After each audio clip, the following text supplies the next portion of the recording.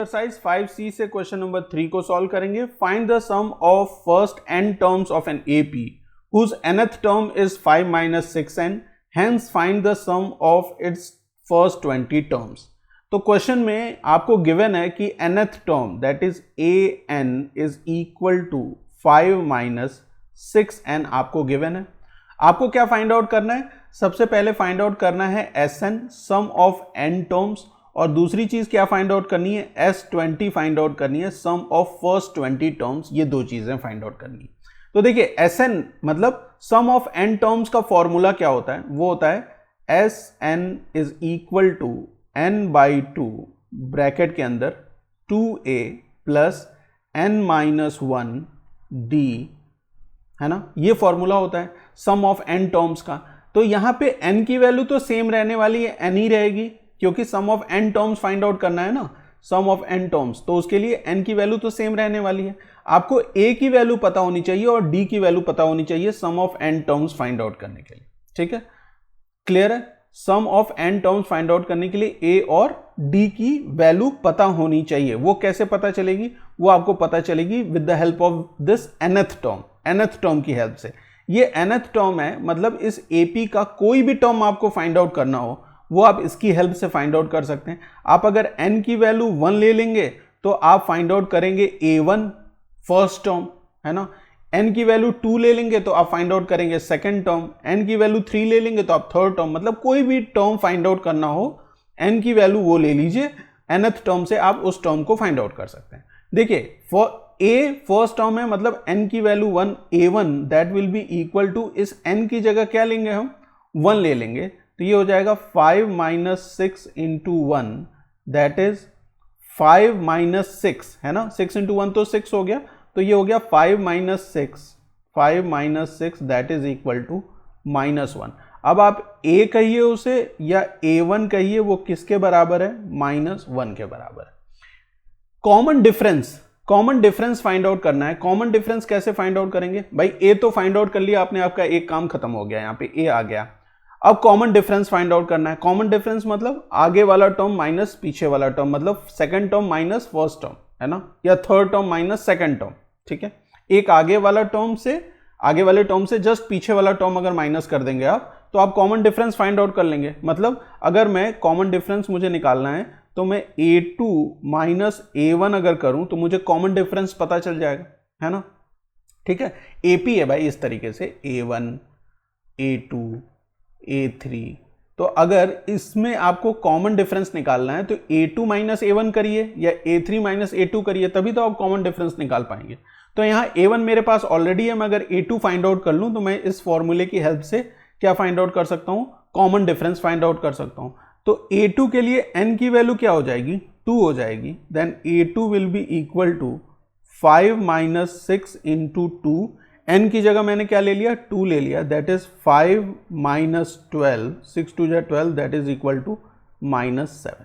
ठीक है, a2 की वैल्यू माइनस 7 आ गई, तो यहाँ वैल्यू क्या आ जाएगी? ये माइनस 7 हो जाएगा, माइनस a1 क्या है? देखिए a1 माइनस 1 है, तो ये माइनस 1 हो गया, that is equal to minus 7 plus 1 that is equal to minus 6, है ना।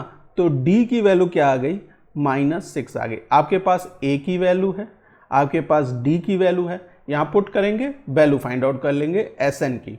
तो देखिए ये Sn will be equal to, तो n की जगह तो n ही रहेगा, तो ये n बाई 2 ही रहने दीजिए, है ना। ब्रैकेट के अंदर 2 इंटू a क्या है? माइनस 1 है, 2 into minus 1 plus n minus 1 as it is रहेगा, d की जगह पे क्या आ जाएगा? माइनस 6 आ जाएगा। ठीक है, ब्रैकेट के अंदर की चीज़ों को सॉल्व कर लेंगे, तो n बाई 2 ब्रैकेट के बाहर है, इसे रहने दीजिए ऐसे ही। 2 इंटू माइनस 1 माइनस 2 हो जाएगा, यहाँ प्लस है तो प्लस यहाँ आ गया। देखिए n का मल्टीप्लीकेशन अगर मैं माइनस 6 से करता हूँ, n का मल्टीप्लीकेशन माइनस 6 से, तो माइनस 6n आता है, तो यहाँ पे क्या आ जाएगी वैल्यू? Minus 6n। और 1 का मल्टीप्लीकेशन जब इस माइनस 6 से करेंगे तो वो हो जाएगा प्लस का 6। ठीक है, फर्दर n बाई 2 तो ब्रैकेट के बाहर है, अंदर में क्या हो जाएगा? ये माइनस 2 है, ये प्लस 6 है, तो 4 प्लस 4 माइनस 6n, है ना, 4 माइनस 6n बचा। अब इस 2 को, ये n/2 है, ये 2 यहाँ डिवीजन में है तो ये ब्रैकेट के अंदर भी जाएगा तो भी डिवाइड करेगा ये चीज़ों को, है ना। तो आप इसे लिख सकते हैं n 4/2 माइनस 6/2n, ठीक है। तो 2 से ये 4 2 टाइम्स और 2 से ये 6 3 टाइम्स, है ना। ये देखिए ये 2 टाइम्स और ये कितने टाइम्स हो जाएगा 3 टाइम्स। तो क्या बचा Sn is equal to n, n ये बाहर में है, 2 माइनस 3n, 2 माइनस 3n, है ना। ये आपने फाइंड आउट कर लिया क्या, Sn फाइंड आउट कर लिया। जो क्वेश्चन में सबसे पहले पूछा हुआ था कि Sn क्या होगा, ये चीज़ ये आपने फाइंड आउट कर ली कि Sn क्या है, that is Sn is n 2 minus 3n। आप चाहें तो ये n अंदर मल्टीप्लाई करके भी आंसर दे सकते हैं, उससे कोई फर्क नहीं पड़ता। अगर बुक में अंदर मल्टीप्लाई करके दिया हुआ है तो आप अंदर मल्टीप्लाई करके दे सकते हैं इसको, ठीक है। कहीं पे कोई कंफ्यूजन है इस चीज़ में, है ना। तो यहाँ तक तो कोई दिक्कत नहीं है। अच्छा, अब आपको फाइंड आउट करना है सम ऑफ फर्स्ट 20 टर्म्स। तो n की जगह जब आप 20 ले लेंगे, देखिए n की जगह जैसे ही आपने 20 लिया तो अब आप फाइंड आउट करेंगे S20, है ना। S20 मतलब sum of 20 terms find out करेंगे। तो n की जगह आपको 20 लेना है, तो यहाँ पे 20 आ गया। देखिए n की जगह मैंने 20 ले लिया, 2 माइनस 3 इंटू n है ना, तो 3 इंटू 20 हो गया, that is equal to 20, 2 minus 60, 3 into 2 6, तो ये 60 हो गया, that is equal to 20 minus 58, 20 into minus 58। अब 58 में अगर आप 2 से मल्टीप्लाई करें, है ना, 2 से, तो 2 8 जा 16 और 2 5 जा 10 1 11 होता है। यहाँ पे 20 है तो ये 1160 हो जाएगा, है ना। क्या हो जाएगा 1160, माइनस साइन के साथ है तो माइनस साइन के साथ आ जाएगा। तो जो S20 की वैल्यू निकल के आई वो क्या आ गई, -1160। क्लियर है क्वेश्चन, बहुत ही सिंपल सा क्वेश्चन था, क्वेश्चन नंबर 3। मिलते हैं नेक्स्ट क्लास में। Thank you for watching.